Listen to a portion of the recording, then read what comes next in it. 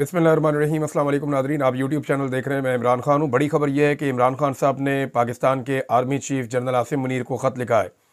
इमरान खान पाकिस्तान के साबिक़ वज़ीर-ए-आज़म हैं और आसिम मुनीर पाकिस्तान के आर्मी चीफ हैं, और असल में लड़ाई यहीं चल रही है।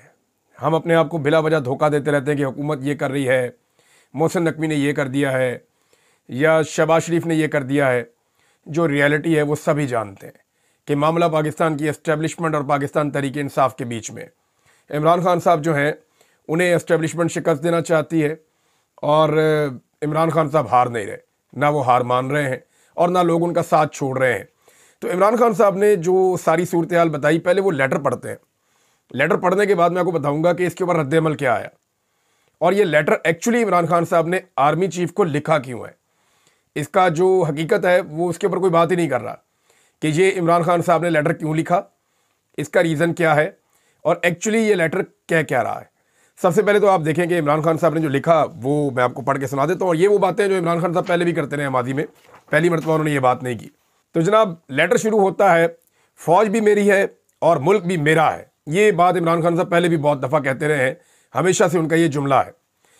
हमारे फ़ौजी पाकिस्तान के लिए कुर्बानियाँ दे रहे हैं। दहशतगर्दी के खिलाफ जंग में कामयाबी के लिए ज़रूरी है कि कौम फ़ौज के पीछे खड़ी हो, लेकिन अफसोसनाक अमर है कि एस्टेब्लिशमेंट की पॉलिसियों की वजह से फ़ौज और अवाम में खलीज दिन ब दिन बढ़ती जा रही है। इसकी कुछ बुनियादी वजूहात हैं जिनको मद्देनज़र रखते हुए एस्टेब्लिशमेंट को अपनी पॉलिसियों पर नज़रसानी करनी चाहिए या करने की ज़रूरत है, ताकि अवाम और फ़ौज के दरमियान बढ़ते हुए फासले और फ़ौज की बदनामी को कम किया जा सके। सबसे बड़ी वजह 2024 के इंतखाबात में तारीखी धांधली और अवामी मैंडेट की सरेआम चोरी है, जिसने अवाम के गुस्से को उभारा है। जिस अंदाज में एजेंसियां प्री पोल धांधली और नताइज कंट्रोल करने के लिए सियासी इंजीनियरिंग में मुलविस रहीं, इसने कौम के एतमाद को शदीद ठेस पहुंचाई है। सिर्फ 17 नशस्तें जीतने वाली पार्टी को इक़्तिदार देकर अर्दली हुकूमत मुल्क पर मुसल्लत कर दी गई। और दूसरी जो चीज़ है इमरान खान साहब ने बताया वो ये है कि 26वीं आइनी तरमीम है, यानी 26वीं आइनी तरमीम के ज़रिए अदलिया को कंट्रोल करने की गर्ज से मुल्क में आइन और कानून की धज्जियाँ उड़ाई गई हैं। इसके खिलाफ पाकिस्तानी अवाम में शदीद नफरत पाई जाती है। मेरे मुकदमात पॉकेट जजेस के पास लगाने के लिए नासिर जावेद राणा ने फैसले को मुलतवी किया। अदालतों में जारी कोर्ट पैकिंग का मकसद यही है कि इमरान खान के खिलाफ मुकदमात मनपसंद जजेस के पास लगाकर अपनी मर्जी के फैसले लिए जा सकें। इस सब का मकसद मेरे खिलाफ मुकदमात में मनपसंद फैसले, इंसानी हुकूक की पामाली और इंतखाबी फ्रॉड की पर्दापोशी है, ताकि अदलिया में कोई शफाफ फैसले देने वाला ना हो। तीसरी वजह पीका जैसा काला कानून है। इलेक्ट्रॉनिक मीडिया पर पहले ही कब्जा किया जा चुका है, अब पीका की सूरत में सोशल मीडिया और इंटरनेट पर भी कदगन लगा दी गई है। इस सब की वजह से पाकिस्तान का GSP+ स्टेटस भी खतरे में है। इंटरनेट में खलल की वजह से हमारी IT इंडस्ट्री को 1.72 अरब डॉलर से ज़ायद का नुकसान हो चुका है और नौजवानों का कैरियर तबाह हो रहा है। चौथी अहम वजह जो इमरान खान साहब ने बताई वो है जी, मुल्क की सबसे बड़ी और मकबूल सियासी जमात पर रियासती दहशतगर्दी का सिलसिला मुसलसल जारी है। हमारे लीडरान और कारकुनों की चादर और चार दीवारी का तकद्दुस पामाल करते हुए 1 लाख से ज़ायद छापे मारे गए, 20,000 से ज़ायद वर्कर्स और सपोर्टर्स की गिरफ्तारियां की गईं, उन्हें अगवा किया गया, लोगों के ख़ानदानों को हिरासा किया गया और तहरीक इंसाफ को कुचलने की गर्ज से मुसलसल इंसानी हुकूक की पामाली की जा रही है, जिसने अवामी जज्बात को मुजरू किया है। पांचवीं बड़ी वजह मुल्क में सियासी अदम इस्तेहकाम की बदौलत मईशत का बुरा हाल है, जिसने अवाम को मजबूर कर दिया है कि वो पाकिस्तान छोड़कर अपने सरमाए समेत तेज़ी से बैरून मुल्क मुंतकिल हो रहे हैं। माशी अदम इस्तेहकाम अपनी इंतहा पर है, ग्रोथ रेट 0 है और पाकिस्तान में सरमायाकारी ना होने के बराबर है। किसी भी मुल्क में कानून की हुक्मरानी और अदल के बगैर सरमायाकारी मुमकिन नहीं होती। जहाँ दहशतगर्दी का खौफ हो वहाँ कोई सरमायाकारी करने को तैयार नहीं होता। सरमायाकारी सिर्फ तब आती है जब मुल्क में अवामी उमंगों की तर्जुमान हुकूमत कायम हो। इसके अलावा सब कुलिये बेकार है। छठी बड़ी वजह तमाम इदारों का अपने फ़राइज़ छोड़कर सियासी इंतकाम की गर्ज से तहरीक इंसाफ को कुचलने का काम करना है। मेजर और कर्नल सतह के अफराद की जानिब से अदालती अहकामात की धज्जियां बखेरने का सिलसिला जारी है। अदलिया के फैसलों को जूते की नोक पर रखा जा रहा है, जिसकी वजह से पूरी फौज पर नज़ला गिर रहा है। परसों एटीसी के जज ने अदालत में मेरी अहलिया को शामिल तफ्तीश करने का हुक्म दिया। इसके बावजूद कि वो आना चाहती थी, किसी नादीदा कुव्वत ने इस अमल को सबोताज किया। बहैसियत साबिक वज़ीर-ए-आज़म, मेरा काम इस कौम की बेहतरी के लिए इन मसाइल की निशानदेही है जिसकी वजह से फ़ौज मुसलसल बदनामी का शिकार हो रही है।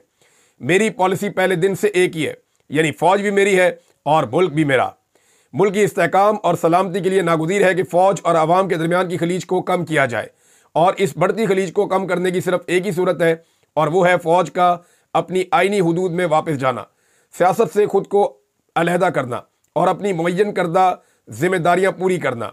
और ये काम फ़ौज को खुद करना होगा, वरना ये बढ़ती हुई खलीज कौमी सलामती की इस्लाह में फॉल्ट लाइन बन जाएगी। अच्छा जी, ये इमरान खान साहब का लेटर है। 6 चीज़ें इमरान खान साहब ने कही, पहले मैं आपको बता देता हूँ ज़रा एक साथ की 6 चीज़ें क्या है। कुछ लोगों को बड़ी मायूसी हुई, उनके लिए बुरा वक्त शुरू होने वाला है। कुछ लोगों ने इसके ऊपर एक प्रोपेगेंडा किया, उन्हें भी मुंह तोड़ जवाब मिल जाएगा। कुछ लोग दूसरी तरफ की बात कर रहे हैं, और जो फैक्ट्स हैं वो मैं आपके सामने रखता हूँ। अच्छा जी, ये जो इमरान खान साहब ने 6 नुक्ते उठाए ना, पहला नुक्ता है जी आम इंतखाबात, धांधली हो गई जी। दूसरा 26वीं आईनी तरमीम, जुल्म हो गया, ज़बरदस्ती करवाई गई। तीसरा है जी पीका का काला कानून, आज़ादी इज़हार राय ख़त्म, पूरी दुनिया में बदनामी हो रही है। चौथा है जी पीटीआई पर रियासती तशद्दुद बढ़ता जा रहा है, कत्लेआम भी होता है, बंदे उठाए जाते हैं, अगवा किए जाते हैं। पांचवा है जी खुफिया एजेंसियों का किरदार, सियासी काम छोड़ें, अपने काम करें। और छठा है माशी सूरत हाल कि मईशत तबाह हो गई है। और 7वें नंबर पर इमरान खान साहब ने क्या कहा, उन्होंने कहा अगर इन सारी चीज़ों से बचना है तो फ़ौज अपने असली किरदार के अंदर चली जाए, और ये काम जो फ़ौज कर रही है ये करना छोड़ दे, सियासी मुदाखलत बंद कर दे। अब अगर इन 6 चीज़ों को आप देखें तो एक्चुअली ये इमरान खान साहब की जानिब से एक चार्जशीट है जो पाकिस्तान के साबिक वज़ीर-ए-आज़म ने मौजूदा आर्मी चीफ को लिखी है कि जनाब ये चार्जशीट आपके सामने रख दी है, फ़ौज वो काम नहीं कर रही जो उनके करने का काम है, उनसे गलत काम लिया जा रहा है।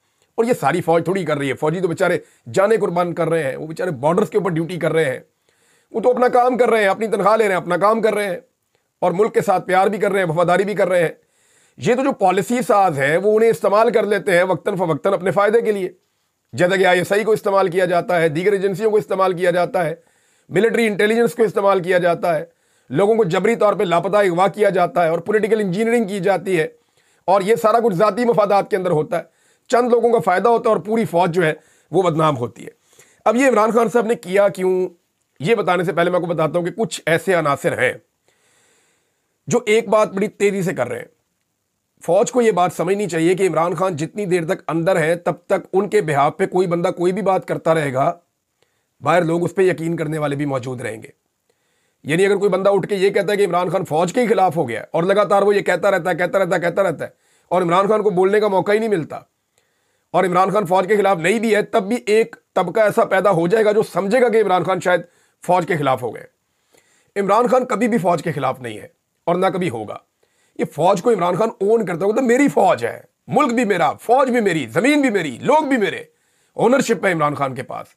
वो पाकिस्तान को ओन करता है, ये सारा कुछ मेरा है, इसको ख़राब ना करो। हमने बड़ी मुश्किल से, गरीब मुल्क है, बड़ी मुश्किल से इतनी बड़ी फ़ौज बनाई है, ये सारा सिस्टम हमने बनाया बड़ी मुश्किल से, तो ये ना करें कि आप इसको बर्बाद करें। अब वो अनासर जो पाकिस्तान तहरीक इंसाफ के लोगों के जज्बात से खेल रहे थे और फ़ौज के खिलाफ एक प्रोपेगेंडा खड़ा कर रहे थे, बजाय इसके कि वो उस पॉलिसी की मजम्मत करें जो एस्टेब्लिशमेंट लेकर आई है, वो पूरी फ़ौज को टारगेट करते थे।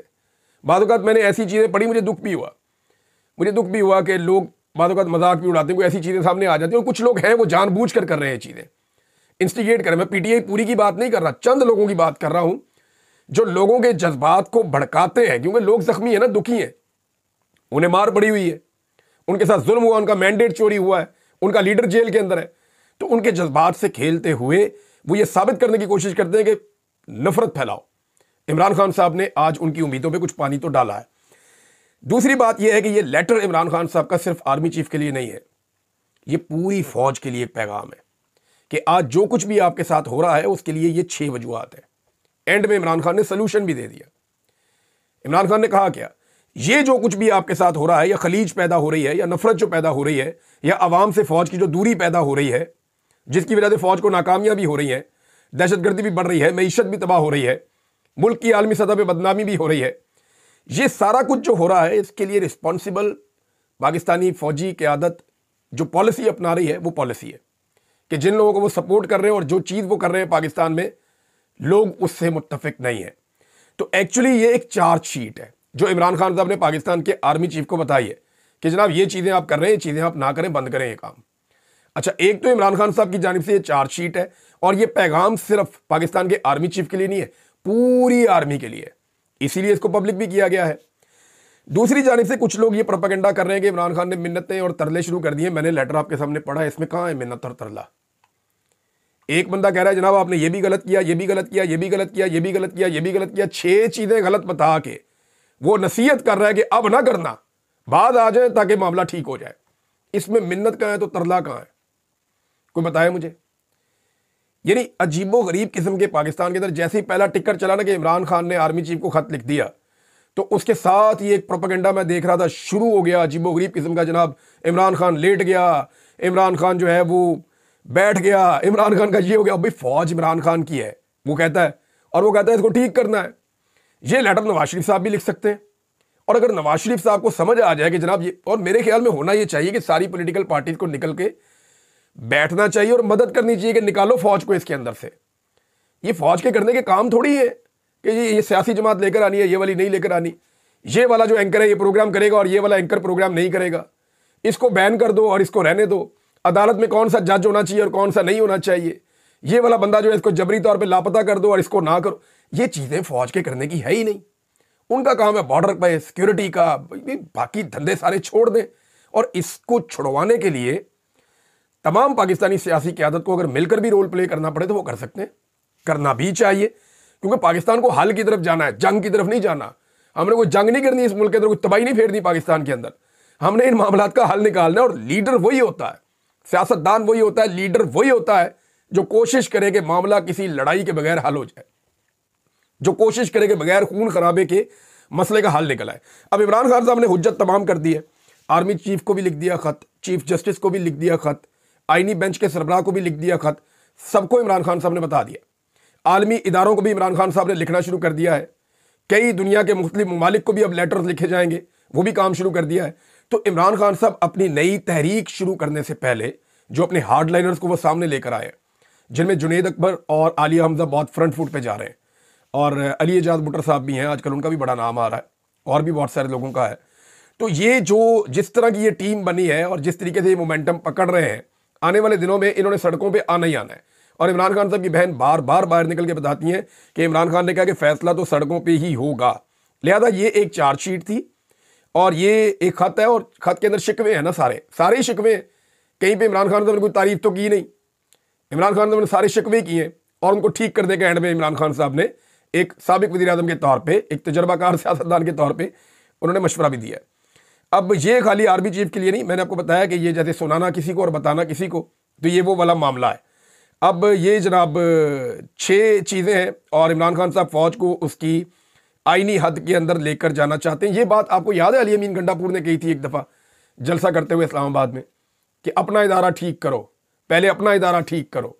तो ये वो अली अमीन गंडापुर साहब ने उस दिन जो बात की थी, आप इसको उसके साथ जोड़कर देख सकते हैं। एक और चीज़ है नादरीन, अब फौजी अदालतों वाला मामला बहुत बुरी तरह गले पड़ गया इस हुकूमत के, बहुत बुरी तरह गले पड़ गया, क्योंकि जो यूरोपीय यूनियन का वफद गया है उनका सारा फोकस ज़्यादातर इसके ऊपर रहा कि फ़ौजी अदालतों में सिविलियंस को सज़ा क्यों हो गई। अब ये जो है खालिसतन जो फ़ौजी अदालतों की ख्वाहिश थी, ये एस्टेब्लिशमेंट की जानिब से थी, हुकूमत का इससे कोई लेना देना ही नहीं था। हुकूमत के तो नज़र में यही है ना कि आप मुकदमे चलाएं इनके ऊपर। अब इसका क्राइटेरिया बड़ा अजीब था।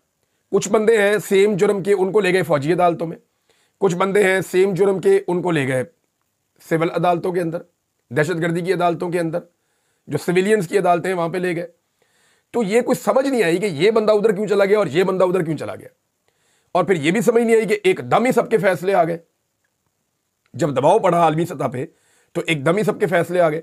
तो ये मिलिट्री एस्टेब्लिशमेंट की ख्वाहिश थी, ख्वाहिश तो पूरी हो गई है, लेकिन अब सियासतदान बेचारे मजबूरन नारे लगा रहे थे, जब आप एस्टेब्लिशमेंट की गोद में बैठ के आप इक़्तिदार में आएंगे और आपने लास्टिक की शलवार पहनी होगी, तो फिर आपको वो कहेंगे जिंदाबाद कहो तो आप जिंदाबाद कहेंगे, आपको वो कहेंगे मुर्दाबाद कहो तो फिर आप मुर्दाबाद कहेंगे।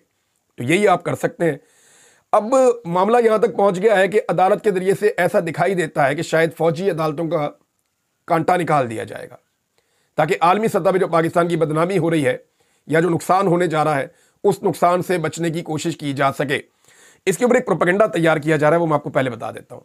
बहुत सारे टाउट्स ये कहेंगे कि देखें जी, जिनको सजा हुई अब वो सजाएं कलदम करार दे दी गई हैं, तो कौन इंसाफ देगा इस मुल्क में? जब कोई जत्था चाहेगा उठेगा और उठ के जो है वो तनसीबात के ऊपर हमला कर देगा, जब कोई जत्था चाहेगा उठेगा और उठ के जो है वो फौजियों के ऊपर अटैक कर देगा, तो उनको कौन प्रोटेक्शन देगा?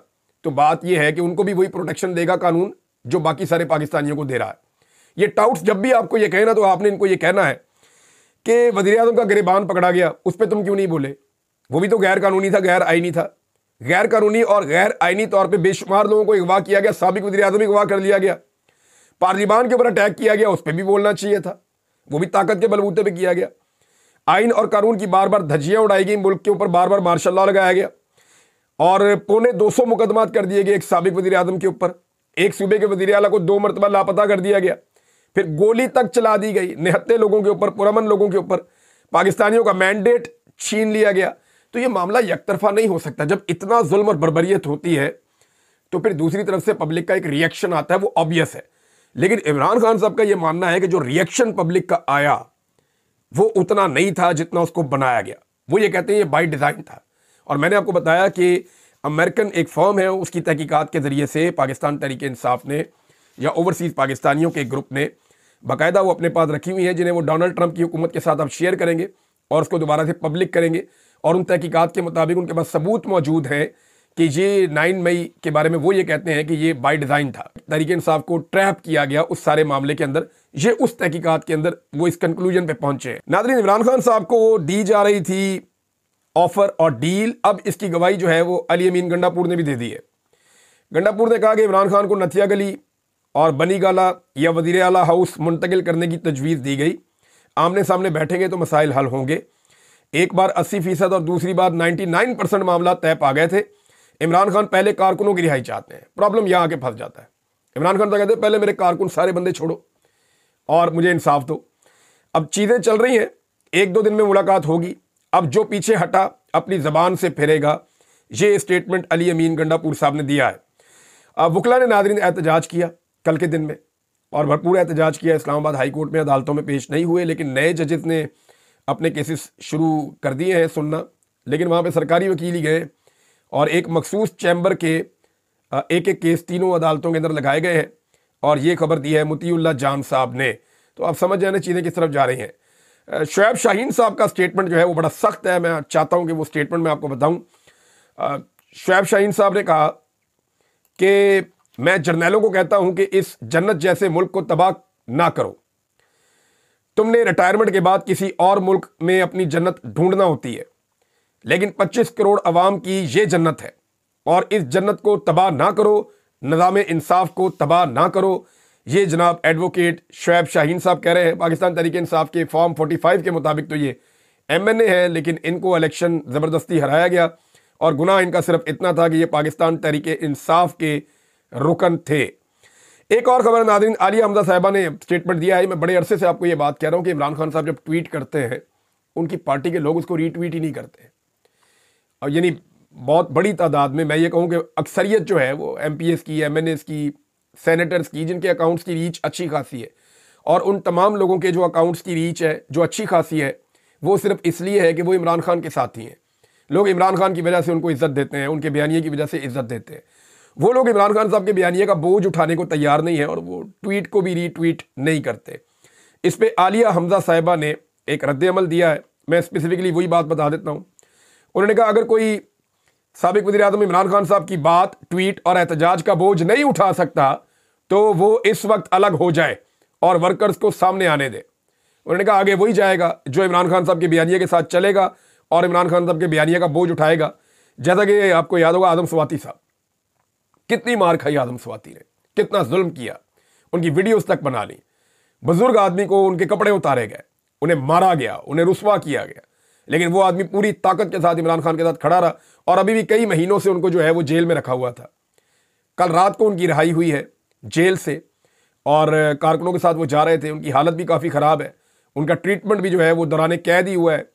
तो ये इस मुल्क के निज़ाम ने किया है उन लोगों के साथ जो सियासी वाबस्तगी में अपने लीडर के साथ वफादारी दिखाते हैं। इतना जुल्म तो कभी सुना भी नहीं था जितना जुल्म पाकिस्तान तहरीके इंसाफ के खिलाफ हो गया है। नाज़रीन, कुछ और खबरें हैं आपके साथ अगले वीलॉग में बाद में शेयर करेंगे। डेवलपमेंट्स तो बहुत सारी हो रही हैं, लेकिन इमरान खान साहब के खत के हवाले से मैं जाते जाते एक बात आपको कह दूं कि अभी आपको 2-4 दिन में पता चल जाएगा कि एक्चुअली इमरान खान साहब की पॉलिसी क्या है और वो कहते क्या और वो करना क्या चाहते हैं।